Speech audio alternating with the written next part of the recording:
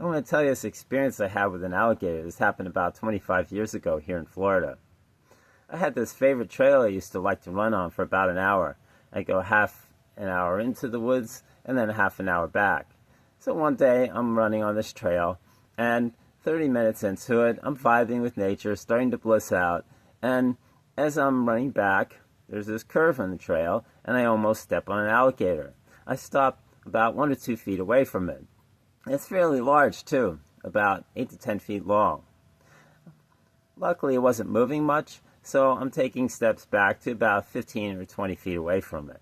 And then it moves a little bit, but it's blocking the trail. I'm not sure how to get back to my car. And for some reason, I couldn't go around because the woods were thick there. Alligators, it's unusual for them to be in this area. They're common here, but usually in groups, in swampy regions, or around a body of water. So I'm waiting for this alligator to leave. I'm waiting 10, 15, 20 minutes, and it's not moving. And I'm starting to get impatient, wanting to get back.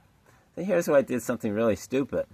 I'm thinking, well, I'll just take some sticks and branches and throw it at it, kind of scare it off, and it'll go back into the woods. That was a bad idea. When I did this, rather than scaring it off, I kind of pissed it off. It made this rumbling, growling sound and slowly started coming toward me. I'm about 15 feet away, and I kept slowly taking steps back.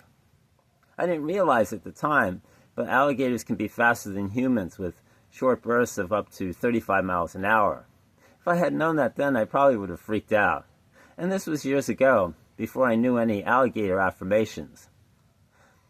Fortunately, it got distracted, saw something in the woods, and left the trail. I was able to get back to my car okay. Since then, I've learned some do's and don'ts. You definitely don't want to feed an alligator, or they'll associate you with food, and that's not a good thing. And you don't want to play dead, or else you can become dead. In this situation, alligators tend to be more dangerous. Let's see. You don't want to throw sticks and branches at them or step on them. What you do want to do is to be as calm as possible. And I think the main thing is to keep a distance of about 30 to 60 feet away from them. And if you're approached by one, raise your arms high in the air to look larger. I think that's helpful. Unfortunately, alligators tend to attack children and dogs more because they perceive them as smaller. And if you're charged by one, run as fast as you can in a straight line. This whole idea of zigzagging is a myth that's ineffective. Anyway, that was my alligator story. See you later.